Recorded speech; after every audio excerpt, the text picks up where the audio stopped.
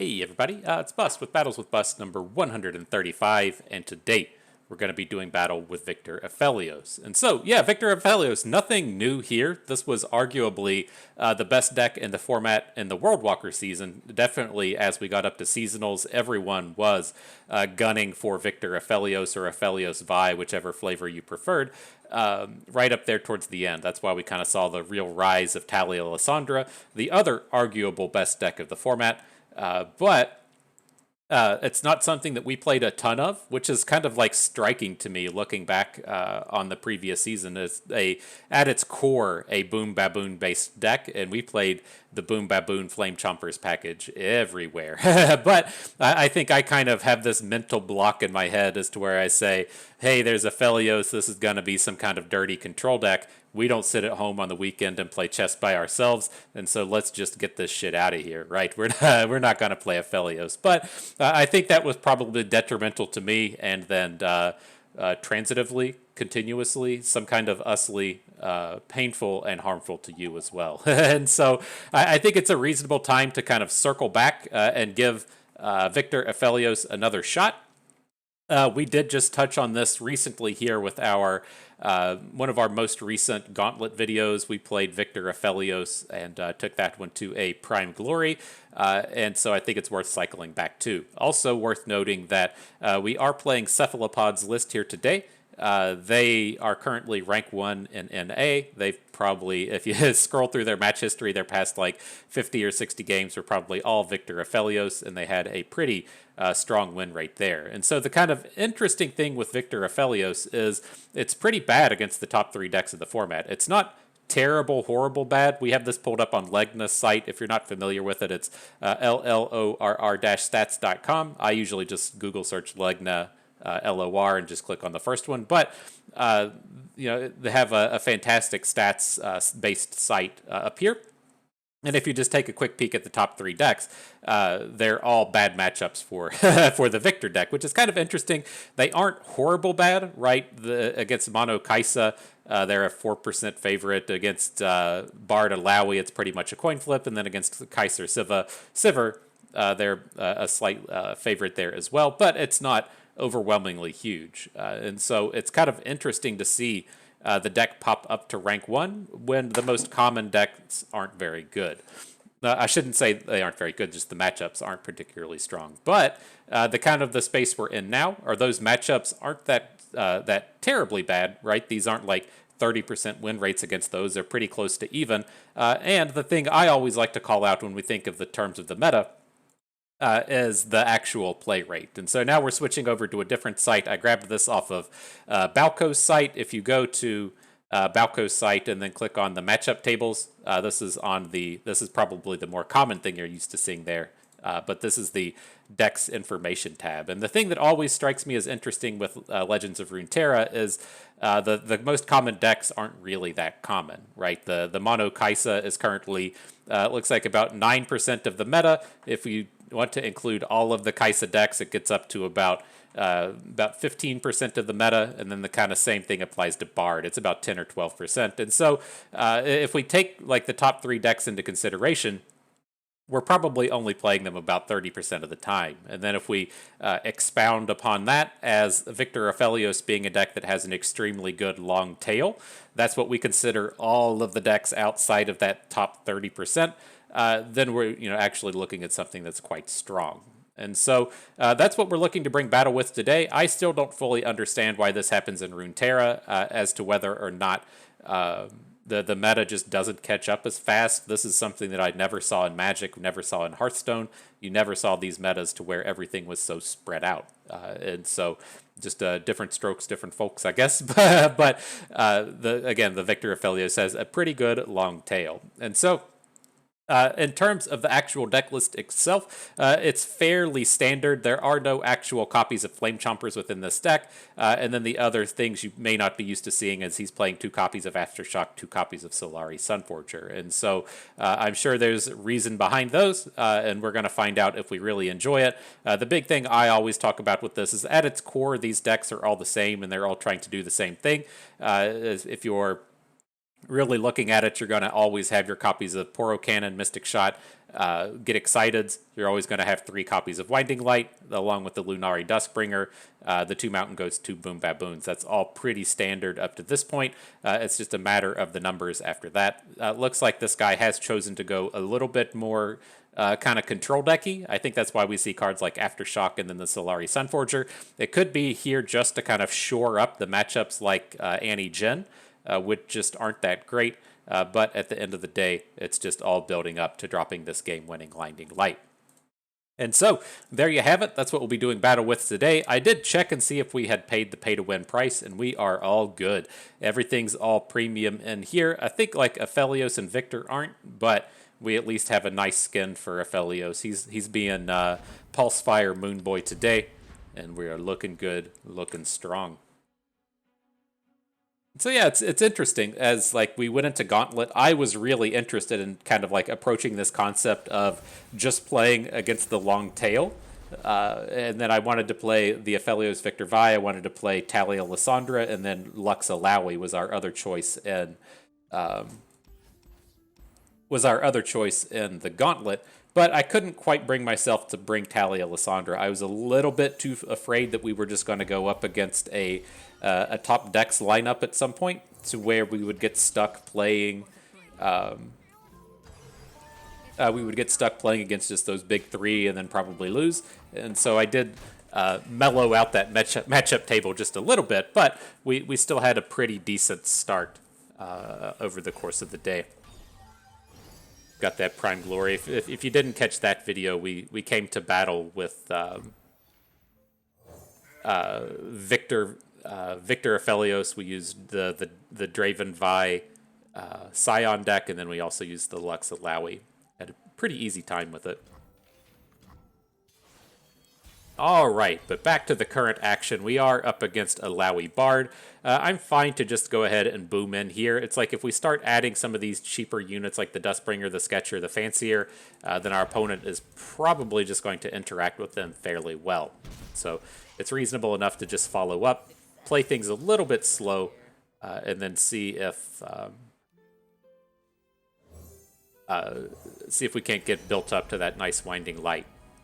Thinking just going for the Trickster here. It's like we're quickly going to get outclassed on board, right? They're going to land some Chimes. They're going to have some bigger boys land, and I would prefer to just switch over to this Elusives plan a little bit with the Trickster and then the Poros we have in hand. Coming out of these, I'm not particularly interested in any of the ground-based spells, the Forge Workers or the Illegal Contraptions, and so I'm just going to pick up the Song Spinner here. Maybe that will convert into a relevant spell. I just don't think the ground-based units are going to be important here.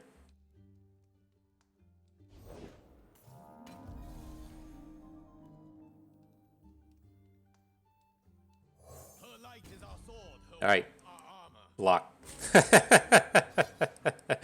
You don't want to battle with our Sunforger? I hear you.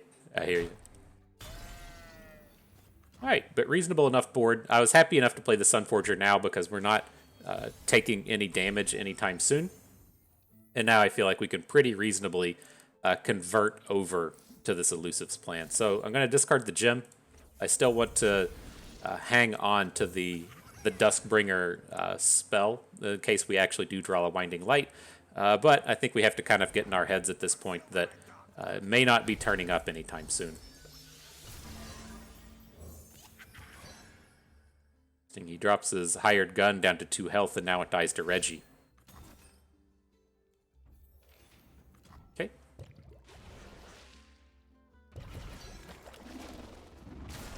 So cool. The old Register is still a good attack here.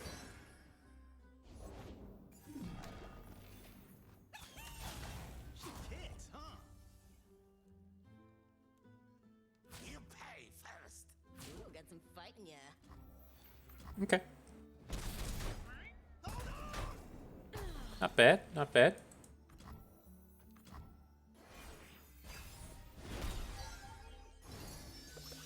Alright, he is starting to get reasonably well built up with these Chimes, though. The damages are gonna start to happen. I think our big question here is going to be, do we need to spend the burn spells on these units, right? We could realistically pop the Tentacle and pop Bard, just to try and keep him from leveling up. I do worry about this Bard hitting a level up pretty quickly, but it's like with the burn spells, we have 5 in hand, 4 on board. That's 9. We'd be dropping opponent to about 4.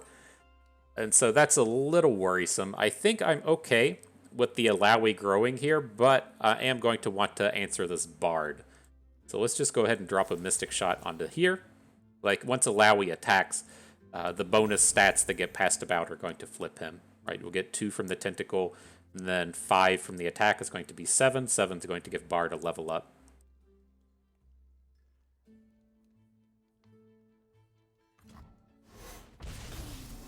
He thought on that one for a while. I wonder if he has another Bard in hand, and if he's kind of considering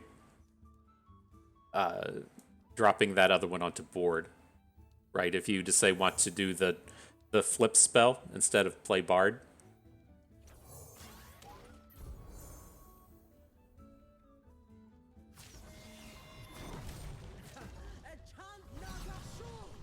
Interesting.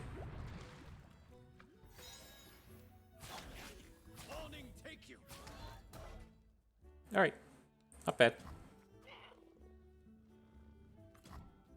That seems like a fairly tough attack to recover from. Alawi's gonna flip, but with our second Sunforger in hand, we're gonna get a reasonable amount of lifesteal next turn. And then, of course, he just gave up his Esmuth.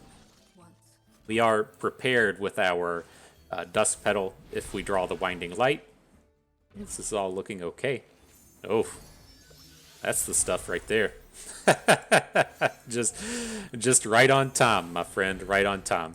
This might be a little bit short of lethal, but I think we should be getting within Get Excited range here.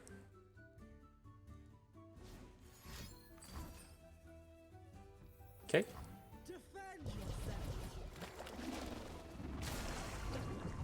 It feels like the Trickster technically gets to deal its damage here. I know that's not entirely how it works, but with this Tentacle at 1 health, we do get a big source of pseudo damage, if you will, since the block isn't going to prevent nearly as much damage. So as it stands, looks like opponent will fall to 1. We're ready with our Get Excited.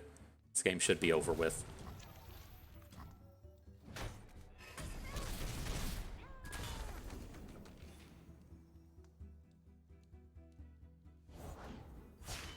Did have Bard in hand. I thought that was what was going on there. He was deciding if he actually had the time to spend the 4 mana on kind of a do-nothing unit, or if he just wanted to play the flip and draw something else. I'm pretty sure. I'm right on occasion.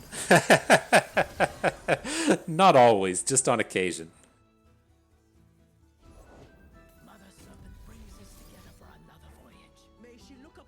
I mean, we'll just go ahead and play it.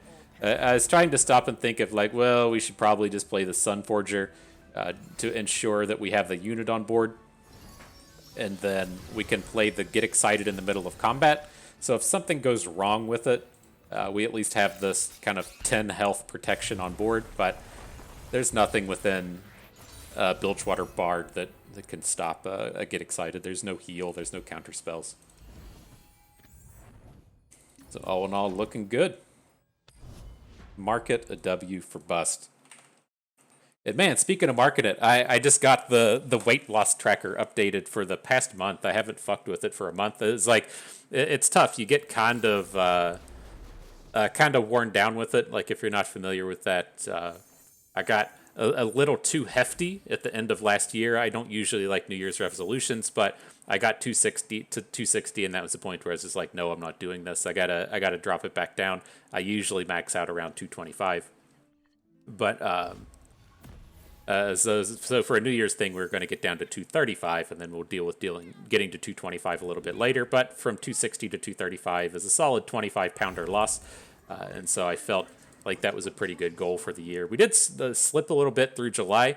I knew that was gonna happen. You get kind of ground down a bit. I knew I was going to be going on vacation. I kind of like slipped a little bit with the tracking and stuff, and now I've gotten like refreshed. I'm ready to power through the remainder of the year. And so It's okay. It's okay. I don't like saying stuff, like it's not the destination, it's the journey and things like that. But it's the way it is, right? In terms of your weight and your physical fitness, um, it's not like you get to a certain spot and say like, "Cool, I'm done." You get to. It's kind of a lifelong endeavor, and so it's okay to slip up a little bit. It's all about the kind of mindset that you're gonna be successful. It's incorporating the kind of right tools into your mindset that really help you punch through.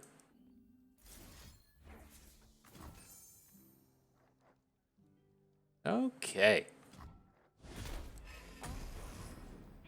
get these combats ready. We shouldn't be taking any damage this turn. Oh, we're out of. I thought we had one more mana. Okay. But here, back to the game. We can talk about the weight loss journey later. He is playing Ari, and so I wanted to take the Mourned off of the board. You can kind of go about that either way, in that the Mourned is a mana investment, right? He has to pay that mana over and over and over again to try to get the damages through, but it does help level up his Ari, and that tends to be the big, kind of game closer. The big finisher is the Ari punching in that big elusive attack at the end of a game. And so I just went ahead and took the Mourned down to make it a little bit more challenging to level this Ari up. Okay, not a big deal. We don't get to attack this turn. We're not. It would be nice to punch in damage, right? But we've already hit a Winding Light, and that's what we're going to be building up towards. And so just not losing out on board isn't that big of a deal. It's, we don't have a ton of cycle in our hand right now, right? We're not playing the one cost cycler. We only have the Boom Baboon in here, and so it's a little bit odd and a little bit awkward to sit around with these Flame Chompers and stuff. And so need to just build up a little bit. Okay.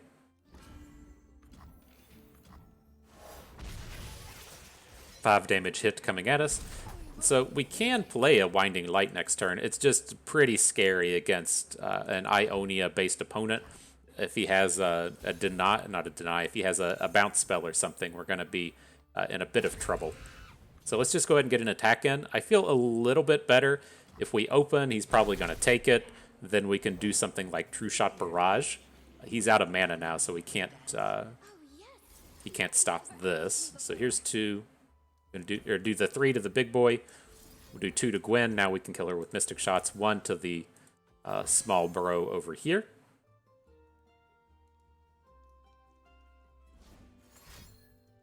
Okay. We can still manage through that. We do still have this Mountain of Burn in our hand.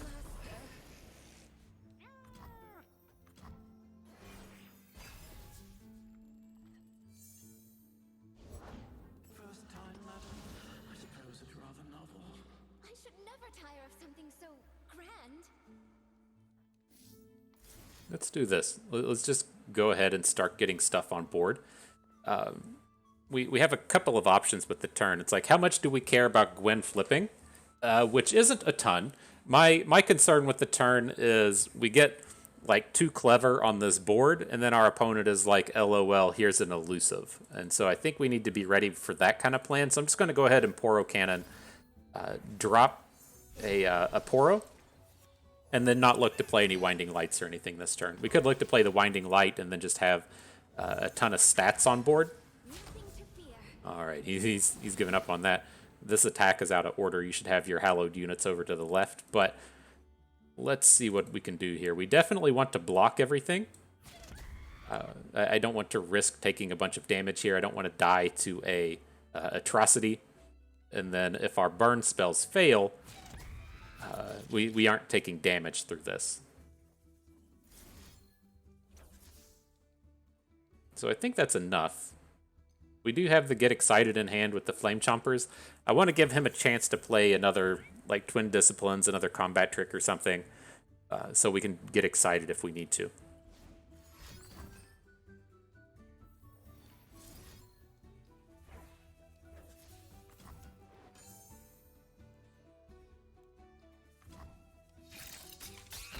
All right, cool. So we clear out his board. Our units all, well, I should say our Flame Chomper survives. Now we're looking pretty good with the Winding Light next turn. It's going to be a little bit short of lethal, but he's going to have a tough time dealing with this.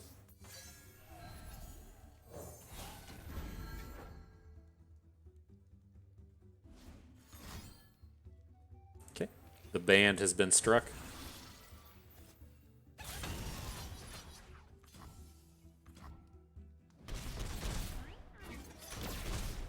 So hopefully we're okay. You know, we're at a sort of unhealthy life total here, being at 7.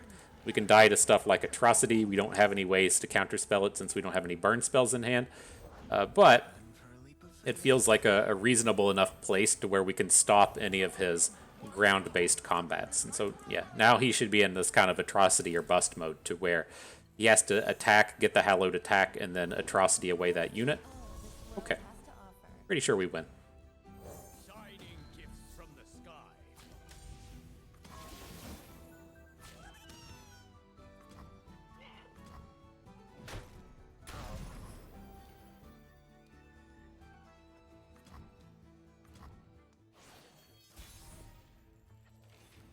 We got something to get this Winding Light on the board. All right, let's just discard Aphelios.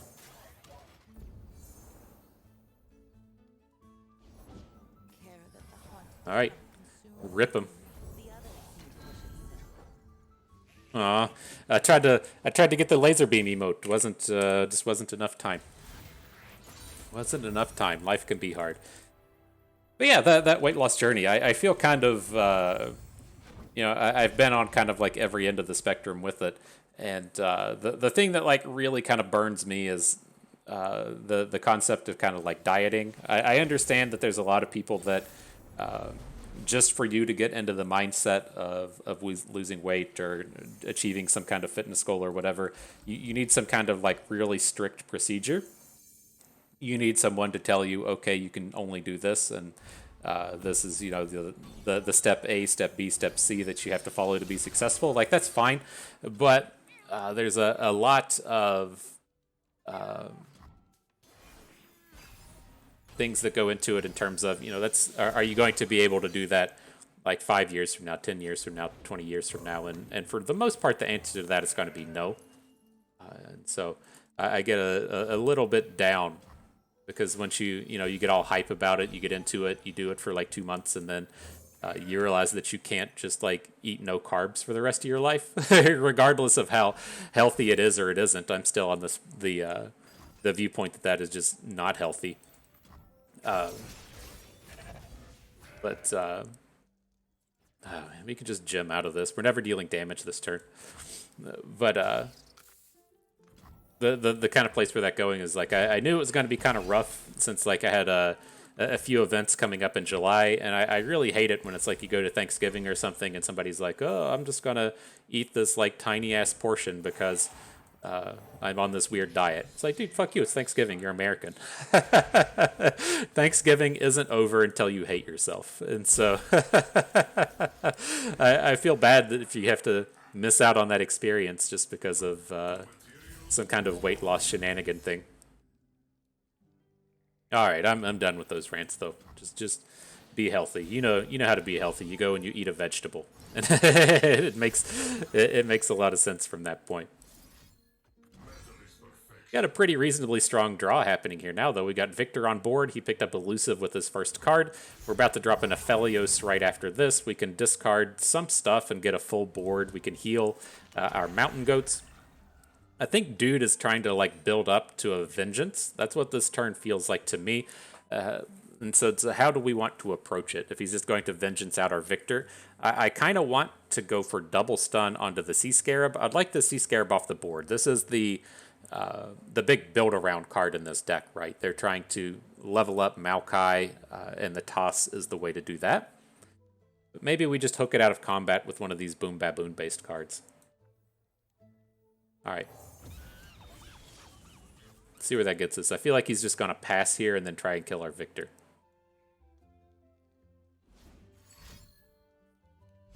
Same thing, different story. Right, we can counterspell out of the crumble though.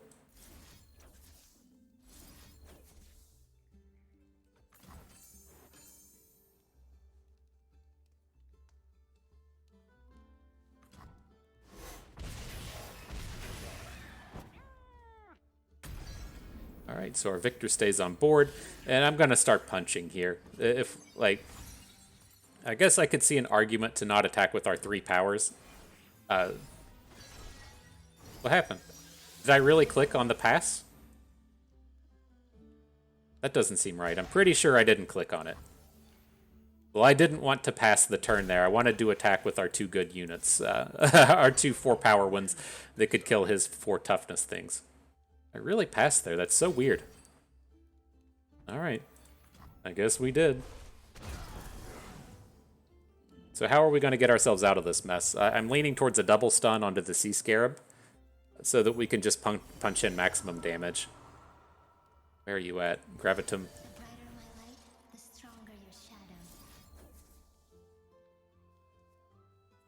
Do we want to actually put it on the Sea Scarab?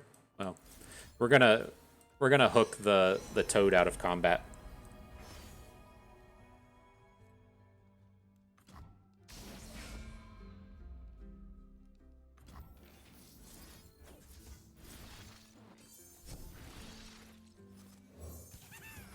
All right, here's an open. It's so weird. Like, I guess he should be at like 11, or I mean, he would have had some options to block with Thorny Toad and stuff, but I don't know what happened.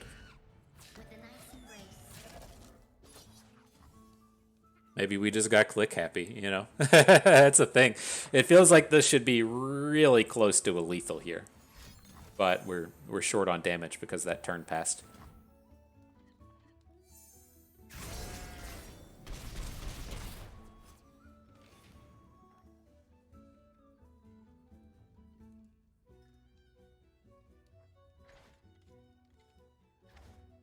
Right. This is one of these awkward spots I run into with Aphelios as to where it's like I don't want the unit card, so I don't take it, and then that leaves us with Infernum, and then we don't want to play Infernum because it's post-combat now, but we probably need to get the 3 damage thing going.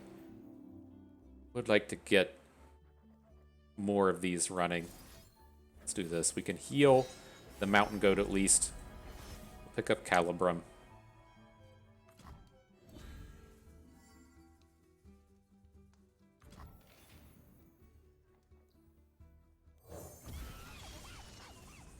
Now let's just deal 3 damage to something.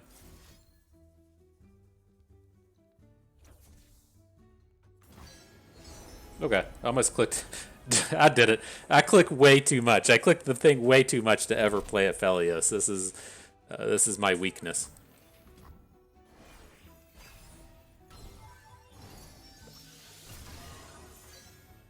All right, need some action. Not finding it. We'll get our Aphelios to flip this turn, but it's not the most exciting of turns. Oh boy, there's a big boy. So how are we ever going to lethal through this?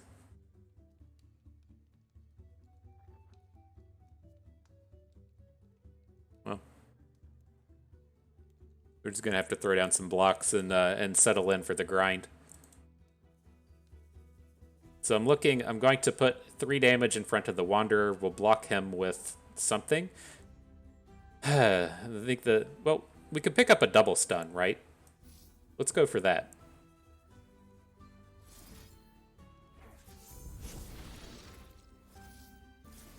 Where are we going to gem? He's 6 away from deep. We can try it on the Flame Chompers. I don't think we're going to get the Flame Chompers onto the Sea Scarab hook, but we can line ourselves up for it. There's the double stun onto his annoying thing.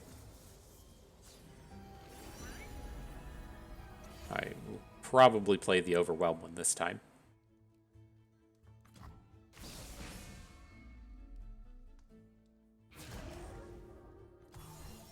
So we have to worry like a little bit about Atrocity. I'm not big worried about it, but we could probably just go ahead and safely block Bard.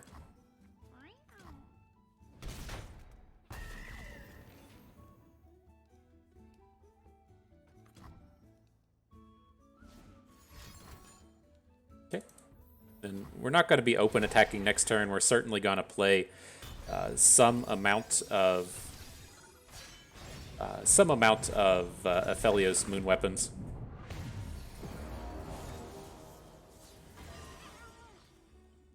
We should pick one up for this turn though. Let's see. We can drop a Duskbringer. I don't want to play the Dusk Petal. We're just going to overwrite. Okay, now we have the Overwhelm. We can pick up a 3 damage off of Calibrum now. Ooh, Viktor.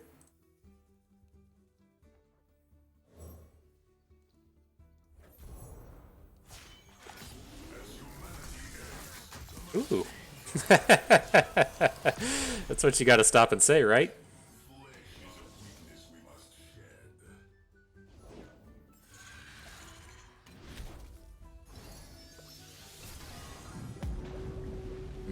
So we just hit the deep.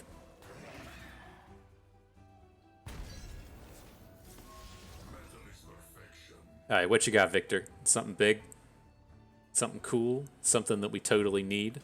Opponent just drew 4 cards. I thought we were looking to be in a pretty good space this game, but then when he starts to draw a million cards, gotta back off of that just a little bit.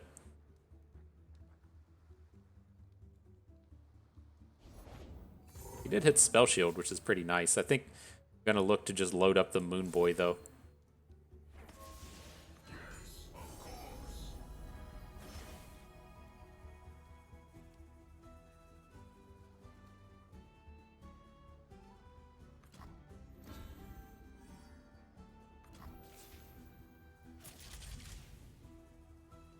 How close are we to lethal, right? He hasn't played Maokai yet.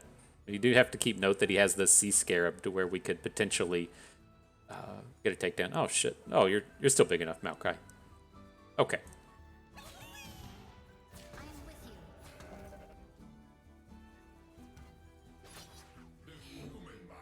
Just this. 5, 4, 4, 6. So he can do some card draw and hit on Bard and maybe get a kill.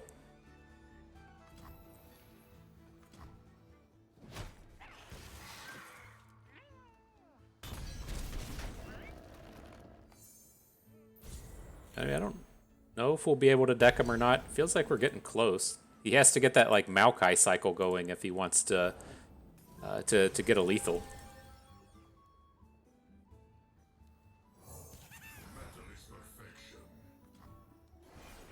All right, now we got to deal with this dumb Deadbloom Wanderer. It's gonna be a little slow. I think he's gonna get the full heal out of this. Would have been really nice if we didn't skip that 1 turn of attacking. Yep.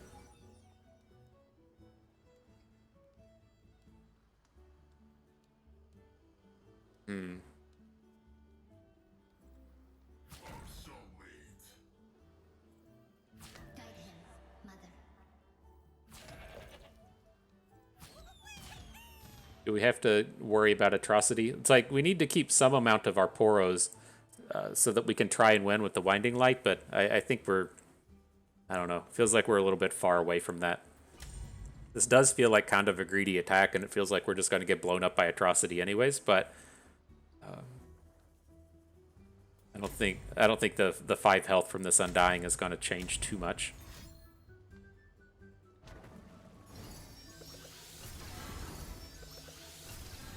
Okay, sure. So yeah, I don't know. That was a pretty awkward draw. I don't know if we would have been able to turn that around. That was just so weird. That 1 turn where we just didn't attack. I mean, I get really click happy where I don't know why. I think it was probably a function of just playing Hearthstone and getting bored and you just sit around and click everything on the screen while you wait on your opponent to do something. But I definitely wanted to attack that turn, and I mean, it seemed like we had some timer. So, very strange. All right, next battle. Sure to be a doozy, I can already tell. Here we go. So what do we got here? Another Alawi Bard. Sure thing. Oh, matching up with the old tavern board. I dig it. I see what you're about, my dude. And so here, it's kind of tough. I don't super like Mystic Shots in this matchup, but I do like to be able to take down Esmuth. That's the card that kind of lets them get out of control. I guess we'll hang on to it. I mean, it's like if you're not going to play Mystic Shots in the early game, why are we going to bother to have it in our deck? Good enough to discard this Pale Cascade, though. It's not a card that we're going to be realistically using anytime soon.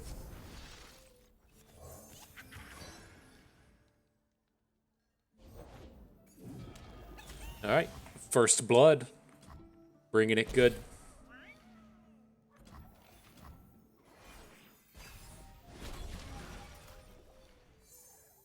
Yeah, these aren't things to discard. I like to live in the world of value, and that's just not what's coming together right now. We got, I mean, the serpent can be okay. We can use it next turn to stop this like last tick of damage from coming in from the watchful idol. Can I paint you? He's gotta have he's gonna have the lurk spell on top of his deck.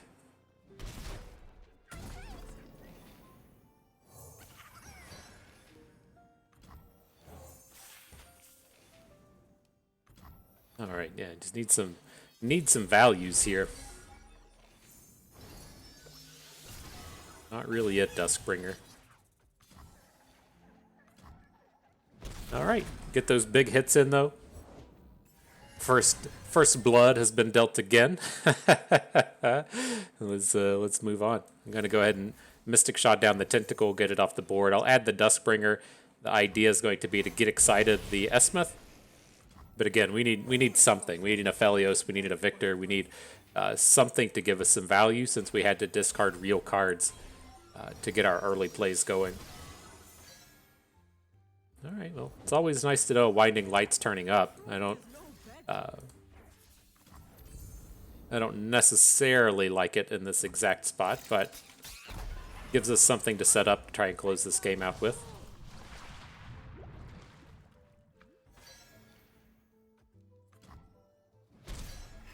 Okay, then we'll keep our units around. We're not going to Winding Light this turn. We'll have to try and set it up for next turn. It's slightly awkward in the sense that we did just discard our burst thing to get this guy going, but that seems okay. it just makes some sad noises. Make it worth my while.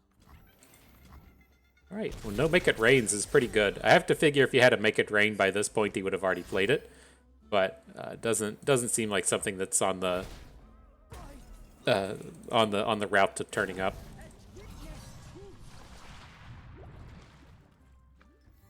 You leave me no recourse. Okay, then we have to protect our health just a little bit. We really need to roll back into this next turn to try and get the Winding Light going. Yeah. Yeah. This is bad. This is bad. He's not going to lethal us this turn, but we're going to be pretty far away from lethal next turn. Get bloody. Get All right, we'll just move on. It's a little bit too awkward. It's okay if you have to discard like one card to the early game stuff like that, but the general idea with this deck, right? So we have the Boom Baboons, we have the Mountain Goats, we have all the different ways to just generate cards. And so we can just get tons and tons of value by discarding the generated cards.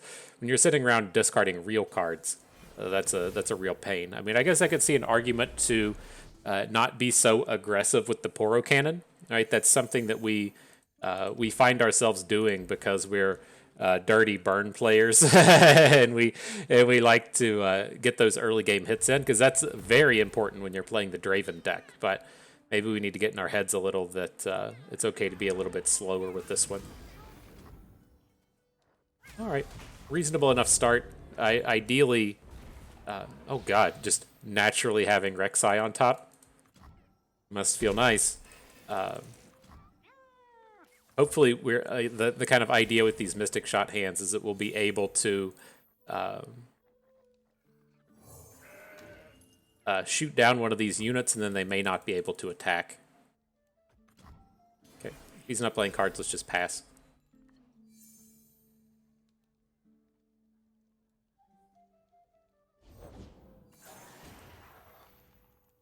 Interesting. Let's just have a really weird hand outside of that that lucky turn one hit onto the Rek'Sai.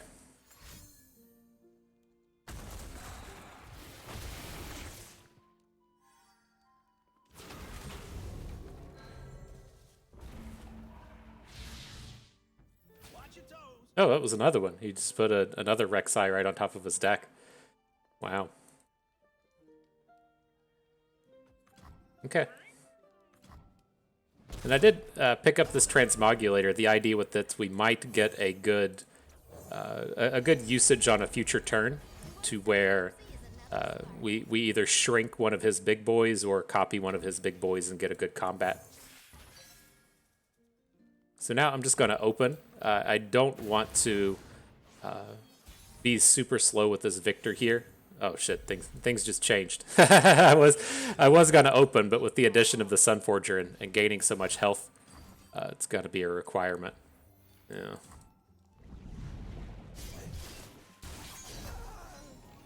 Sure. Pike's a pretty fun card. Just no predicts this game. We've played a total of 0 predicts. We've hit both Pike and then Rek'Sai twice. Pretty good, I guess. Pretty good, I guess.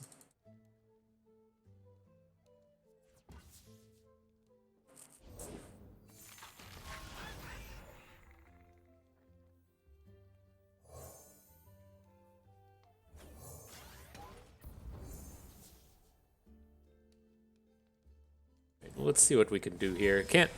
I was worried he was trying to set up a death from below. Is that what it's called? Bone skewer. There we are. But now that he's tapped all this mana, that's just clearly not the case. So we should be okay. We'll clear out his board a little bit here. We were peaceful once. Mystic shot the Pike. Block his 2 big boys.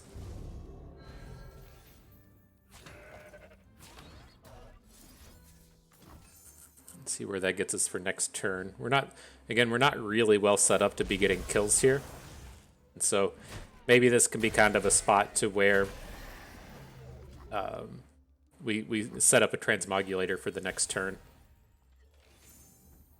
Ooh, that's new. Yeah, it just doesn't feel like Viktor's gonna get the job done. We play Viktor and then he just plays a bigger unit than us.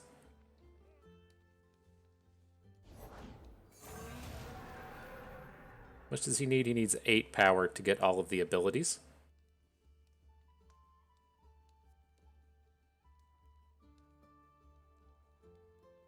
So do we need to just go ahead and do this? Like if he opens with this thing and it picks up all the stats, that's going to be a real problem. Okay. Now, I guess the flip side is we would rather just... let's just take his unit off the board, right? Transform his unit into a 1/1.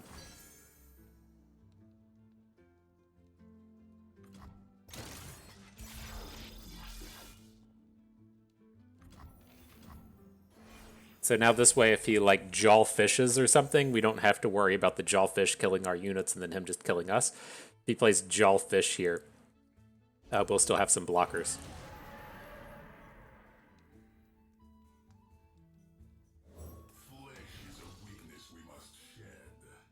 Okay, not much we can do about this one though. Oh, did he finally whiff? Did he finally miss? Of course not. Who are we kidding? Who are we kidding?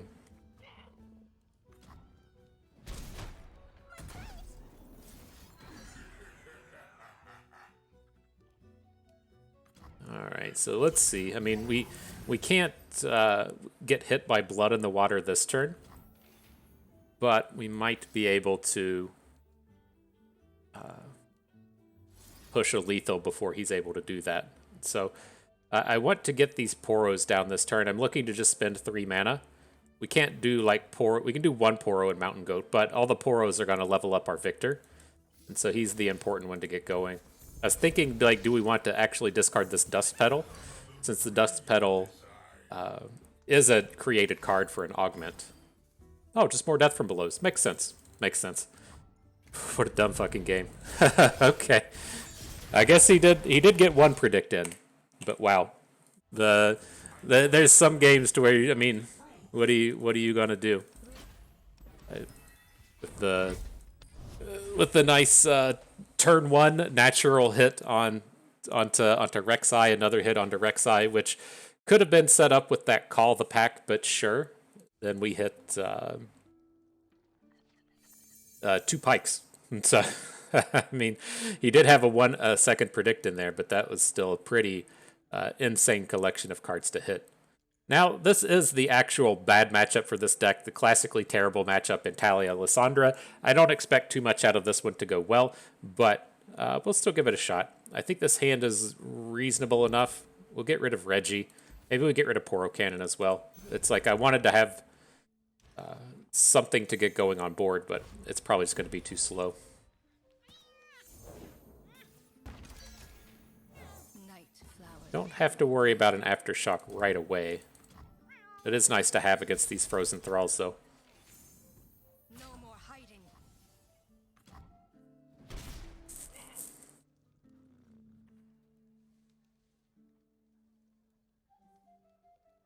All right. Thinking real hard on this one.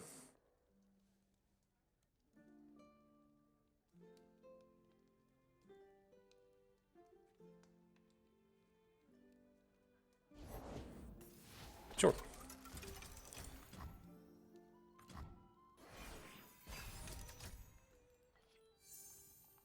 Let's see.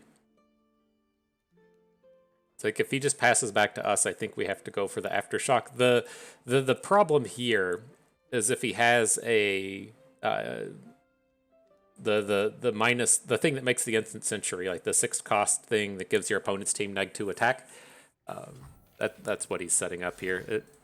I wish we could have got him a little bit more invested in this Frozen Thrall, but I'm pretty confident that that's what's about to happen to us. Now, if he gets to pivot into Lysandra, then, I mean, great, good job. But I'm really certain that was what was about to happen.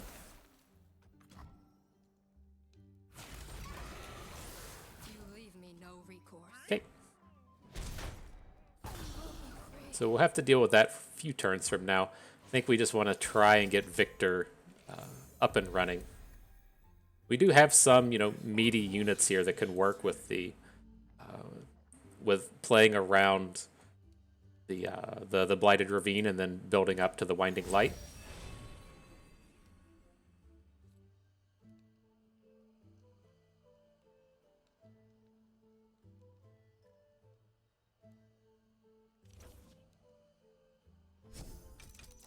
Okay, advance 2.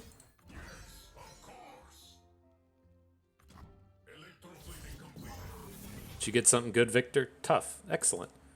Leaves us in a spot to where if he blocks our unit, it doesn't just get killed by Blighted Ravine. Leave your bags in the door. Okay.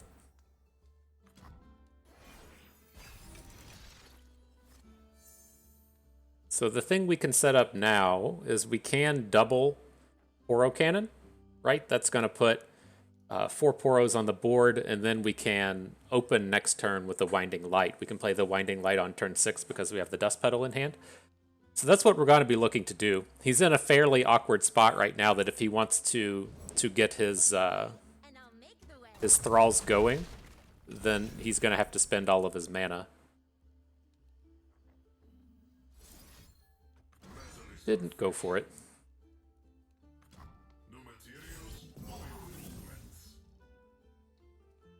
Lifesteal, interesting. So he's tapped out. I feel pretty decent about this. We need to hang on to the Dusk Petal, hang on to the Winding Light, so we can get rid of Pale Cascade if we want. Kind of like Pale Cascade going into next turn, since it's going to be our big all-in turn. So I'm just going to discard the Sump Dredger. I'm going to discard the Solari Sunforger. And then it's going to feel really good. We're going to get all these Poros on board, and then we're going to play the Winding Light, and then he's going to immediately cancel the Winding Light with his Instant Century card.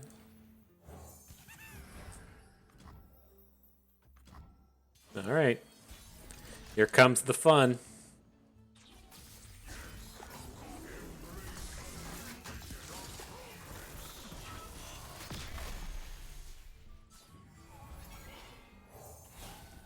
All right, we give our team +2 attack. He goes, LOL, watch this. I'm going to give your team -2 attack, and then I'm going to burst out an 8/8. Fun times. Fun times. I mean, I guess I don't know. I don't know how fun we're being out here when we're the ones dropping all the elusives and giving them bonuses. But I mean, maybe he doesn't have it. If he's actually sitting here thinking about it, I mean, I can't imagine there being a play that you wouldn't just snap off faster than counterspelling the Winding Light and getting an 8/8 on the board. So I mean, maybe he just doesn't have it. He played that out spectacularly to make it look like he had I still can't remember the name of that card.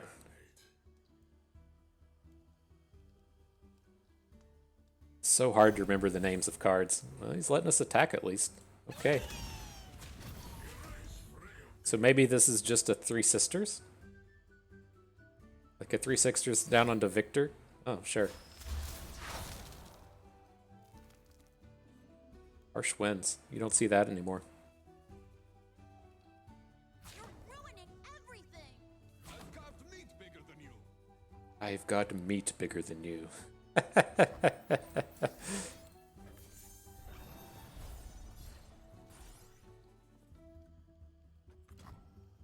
Okay, so deal 12. Now we probably just have to try and find some burn. But, I mean, Aphelios isn't a terrible addition. Like, this, having this Viktor in hand kind of sucks. We don't really want to Death Ray anything here. But Aphelios does give us some options in terms of generating double stuns. A double stun onto the 8/8 be pretty useful here.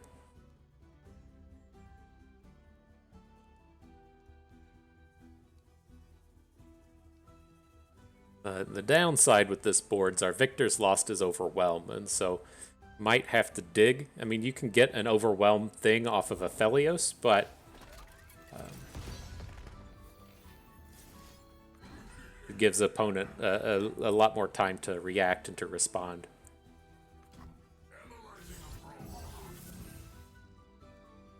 Does that regenerate? We'll just block with the Winding Light. He's never dealing damage. Like 0% chance. So if we take his Frostguard Thrall down to 2, it does give us some opportunities in terms of popping off with this this Overwhelm play. This less damage that we have to deal. Now, do we even want to bother with the double stun anymore? I mean, I don't think it's super necessary. Let's just go ahead and take Infernum. Aphelios.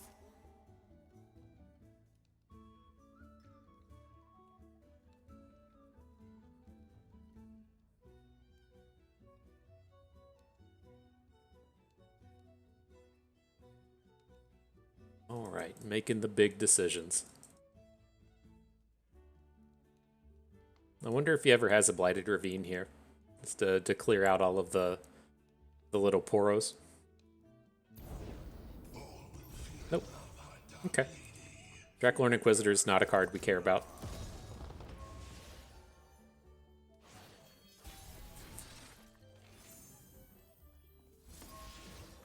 Burn spell number 1.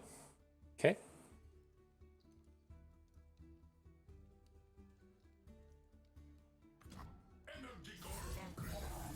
What you got, friend?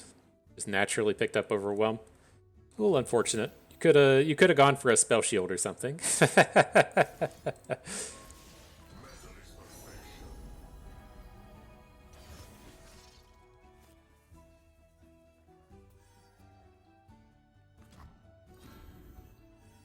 All right, well, let's do that combat thing everybody's talking about.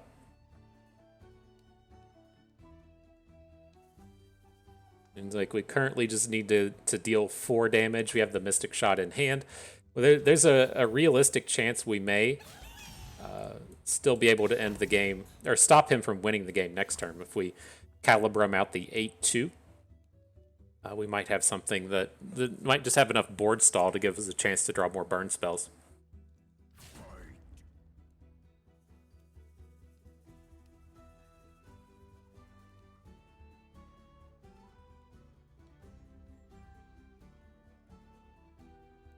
Okay. There's that annoying thing. But, I mean, if we're taking him to 1, then we're ready to get the lethal. I was considering if we should like preemptively Calibrum something like Frostguard Thrall, just if we so we get to like punch the damage in. But it's like the common play that we're going to run into issues with here is Three Sisters, and just making an investment like that doesn't let us win or potentially stop him from winning on his next turn. All right, we won. GG. Go us. Market a W for the good team, winning the bad matches. It's what life's all about. Speaking of what's life's all about, here comes some real hard-hitting life lessons for you. It's how many of you have gone to IKEA? IKEA is a fantastic store if you understand what you're getting yourself into, right? You're not going to go and get some kind of like amazing furniture that you're going to pass down to your children from generations. It's cheap and it's effective and it looks good. That was one of the big things for me with IKEA is I have no design sense, and so it was nice that they have things pretty well lined up for you on how to make a room look decent. But we made a couple trips there this weekend. Where this is kind of going is it's kind of like Legos for adults in terms of IKEA assembly.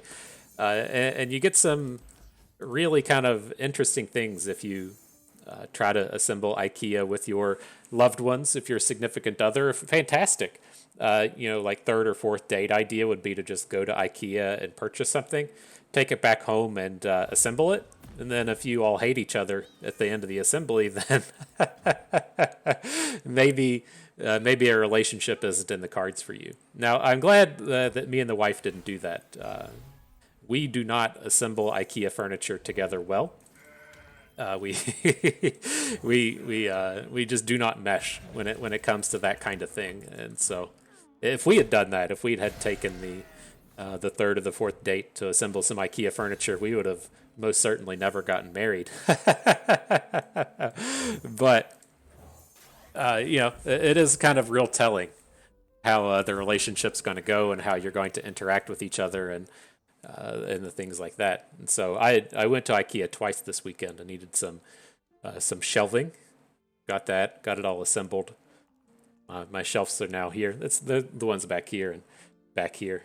Holding on my board games, about to hold some more Magic cards on them. It's very, very important to pick these things up. But that's always interesting, always fun taking that trip to IKEA, figuring out what you're going to purchase, and then if you're going to hate each other at the end of the day. All right, let's stack up Reggie here. These spells aren't great. Assembly line has some usage here. If this game grinds on for a little bit, it's going to be fairly strong. And he was the first to drop a champion. We don't have an answer to Aphelios at the moment. That's kind of bad. We'll Pale Cascade through this Calibrum, but he's going to be the one churning out the advantages here if we can't turn this around quick.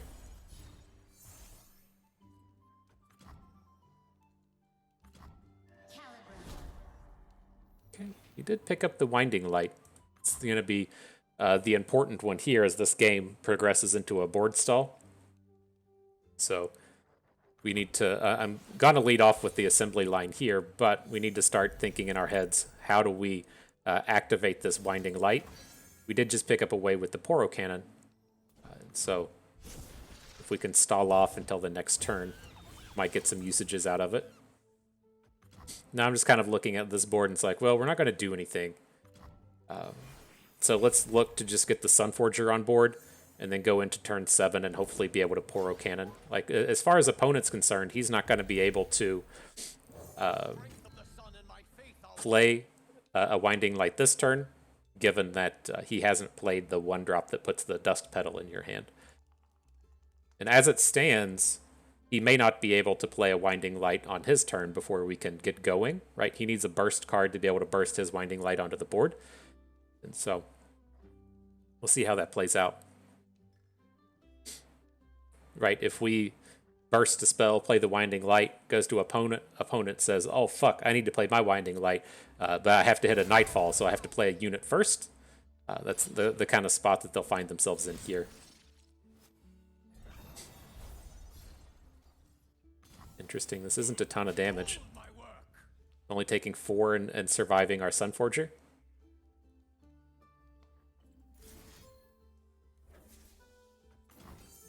Okay.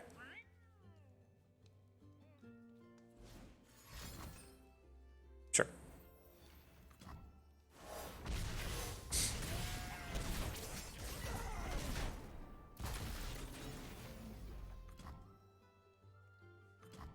Alright, so if we go for it this turn, I think this is still okay. He's going to have to do... We're not going to be lethal, but he probably has to do some blocking or he'll just get burned out. So let's go for it. You can discard the Spacey Sketcher. It's never getting played this game. Drop the Winding Light. He can look to, say, like, stun something and then get blocks with his smaller units, but he's going to be losing out on board pretty hard here.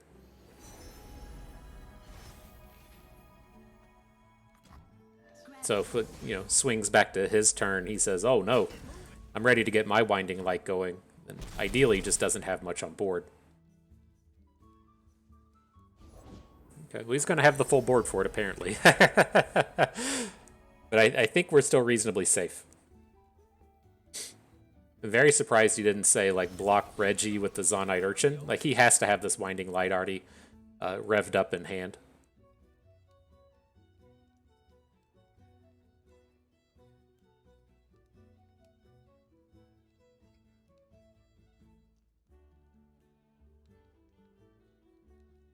All right.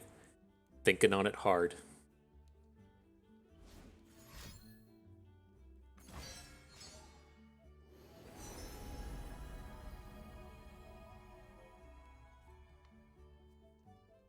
Aphelios is getting close to flipping.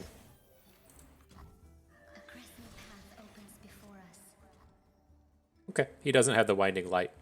He played the Sky Shadows, and the Sky Shadows didn't refill his spell mana, so we just don't have to worry about it at this point. He can, of course, draw it next turn or something, but as for the current moment, he does have one in hand.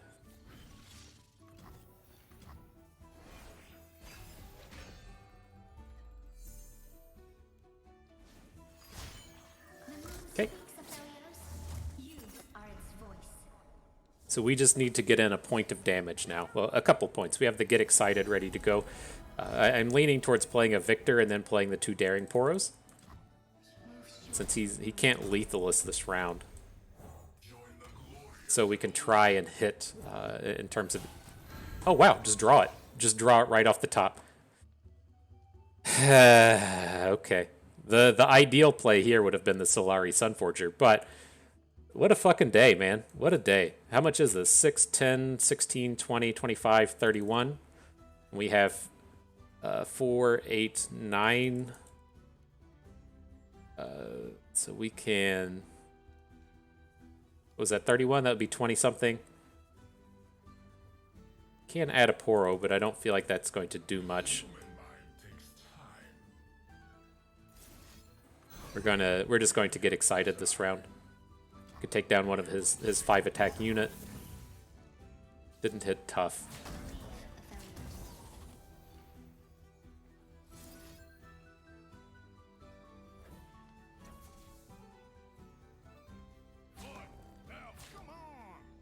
It's getting lethal.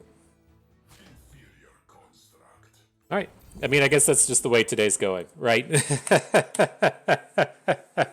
Good job, dude. And so, I mean, that is like just the most ridiculous of situations, right? You literally know that your opponent doesn't have the Winding Light in hand because he magically Aphelios into the...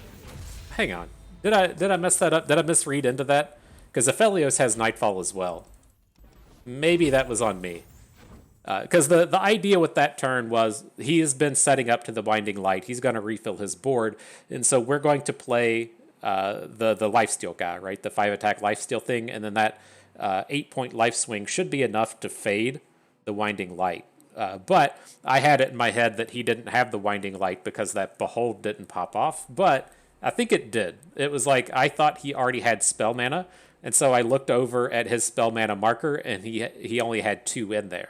And so I thought in my head that if he would have hit on the Sky Shadows, that he would have been capped out on mana. And so that one's partially on me. We should have just played into the the Sunforger. But I think if my thought there was correct, right, that he has the Sky Shadows hit the board. We have the information that he doesn't have a Nightfall, and so without a Nightfall, we know that he doesn't have the Winding Light, so we don't have to make the Sunforger play. That was the idea that ran through my head, but I misread into it. I'm still just going to go ahead and say that he drew it off the top, but that's where the idea of that play came from. It was a misread on my part. We'll just cut that game out of the video and act like it didn't happen. That's why I like to make these straight through, though. There's a lot of people that go and pick and choose and cherry pick their games to make their decks look particularly strong, or whatever feeling they're trying to pop off by creating content. I don't like to cherry pick a bunch of games. If I run into like a weird set of games to where like we just play the same matchup over and over and over again, then I will do a little bit, but I prefer to just go straight through. I feel like it gives a better snapshot of what we're actually seeing on the ladder, and then stuff like that happens to where I feel like there's a good learning moment there, but I'm not going to cut it out because it makes me look like a better player or something. So.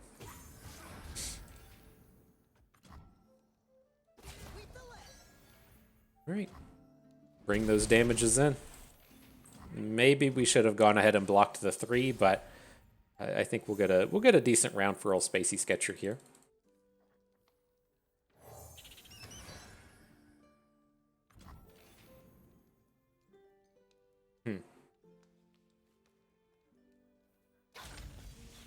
So strange, such a strange pass. I mean, I guess it's believable from tokens. Like, he knows that we're not going to have a vulnerable kind of play. You are nothing. Worthless. Don't waste my time. All right, so we shouldn't have to worry about any more summons this turn. I mean, I think we can drop the Sunforger. I was really excited about getting a lifesteal hit from this, but I mean, I guess realistically speaking, sure, Defiant Dance, that if he doesn't get to attack this turn, then we still just technically gain a ton of health.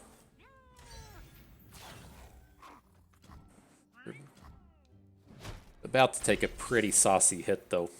It was a very good Defiant Dance. You're interesting.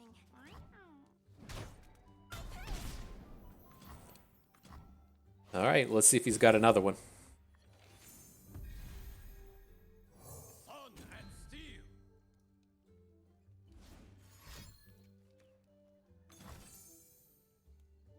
Okay, it's just it's just the way today is gonna be. At least he doesn't get to re-add to the board, and his open attack here is pretty bad. He takes the trade. Okay, right. He's not gonna want to just like open for 2. He's gonna have to add something else to the board, and we'll get a chance to make a play.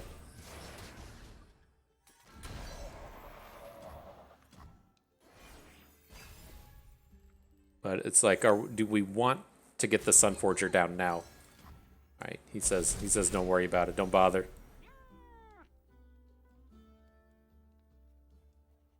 So now I'm leaning towards Mountain Goat, Aphelios, and then a Aphelios card. We can try and pick up a bunch of lifesteals here. Should be safe. The brighter my light, the stronger your shadow. Steady your heart. Find your beat. Interesting. I mean, he's already attacked for the turn. Guide him, mother. So we have to lead with the Sunforger, right? Not just because it has Daybreak. If you want to imagine this as just always having lifesteal, we can't have him just drop another Blade Dance to get wider than us. We have to have the blocks for this turn. So go ahead and get him down. He's got a Azir.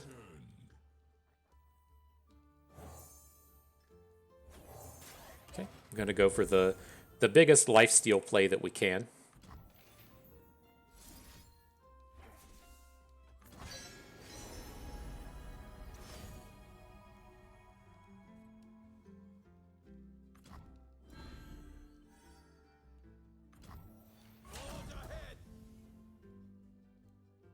All right, and then if we can survive into our next turn, we have the Winding Light ready to go.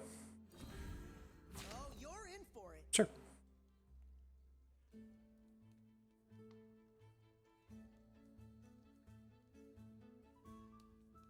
Focus. Focus. Double sure. The downside for us now is we don't have a lot of stats to put on the board. And so when it comes to blocking these Azir tokens and stuff, we have a really tough time doing it. But Showtime. he's only got 2 cards in hand.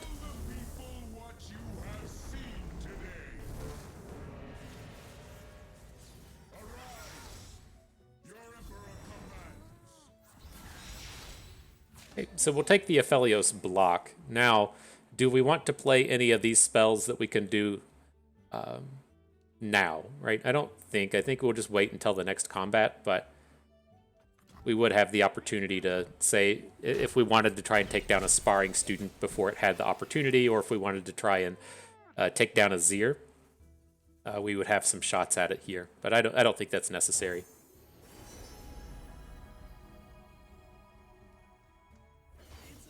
Assembly line's quite good here. I don't think we're going to get the chance to do it. Yeah, he's going to be attacking us, but he's short of 13. He's not going to be able to lethal us here.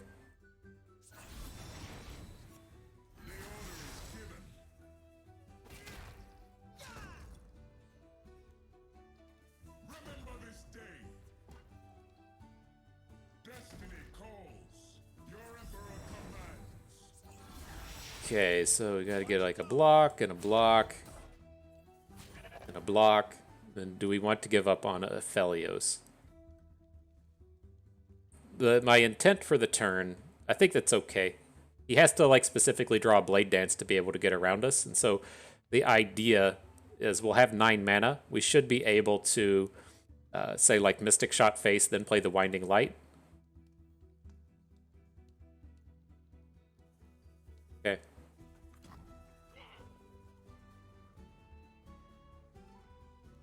$16 seems kind of far away. It's like, do we really have enough here?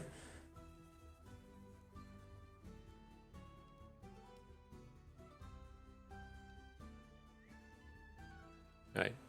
What you thinking about, boss? You can't do anything here. Moonlight has illuminated their fate, Aphelios. Did he get a? Did we get a rage quit? My dude, we have had a seriously low roll collection of games today. You can't be quitting on us like this. Maybe so.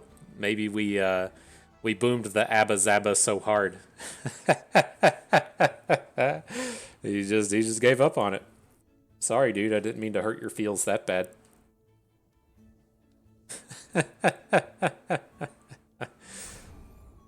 All right. I hate it when they're, trying to take a nice and peaceful dump at work, and we come out here, just shit all over their day.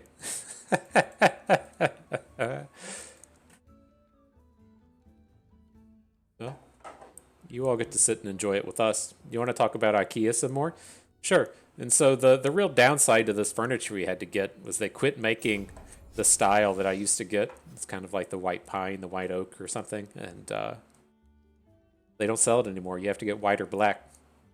We went with white, but we had to get an extra one. If the IKEA is going to start an argument, it's going to start an argument. And so we went to purchase it. They didn't have the right color, and the wife says that all the colors have to match. And so in order for them to match, we just had to buy an extra one and then find something else to do with the old one. Now, me being myself, the color I would choose was black. That's very manly, very bro-ish in color. And she said, no, we have to get the white ones. And you say, all right, I picked my battles, I guess. This isn't one I'm fighting. Oh, no, he's back. Oh, shit, did we lose? Did we lose? I don't think we did. The big thing coming out of this now is he does get the 5 health block out of the sparring student. But here comes the squad. We should be killing off a bunch of stuff. Then hopefully we can get him into burn range for next turn. This is currently burn range. This is also burn range. My dude, he said, I'm not done. He said, I need to get these sweet IKEA tips, and so please tell me more. Tell me more, Bust. It's I got you. I got you with this. And so, if you head to the food station at IKEA, they have a nice cafeteria in there. You can add meatballs to your order. That's what you go to IKEA for in terms of food, is the meatballs. And so, you can say, I want the meatball dinner, and then add 4 meatballs for $1. They're very good. Last time I was there, I got the plant-based ones. And so you can either get, standard nature-made meatballs. You can get vegetarian ones, or they now have plant-based ones. And the plant-based ones were good. I thought it was quite nice. And so another option for you out there. But whew. A set of games. That was a rough set. That was a rough set. I'm glad whenever things don't go that well, when we're still able to pull off kind of a winning record. And so, it's a nice taste. I don't feel like we were just coming through and annihilating all of the games, but I was playing with something and dropped it. But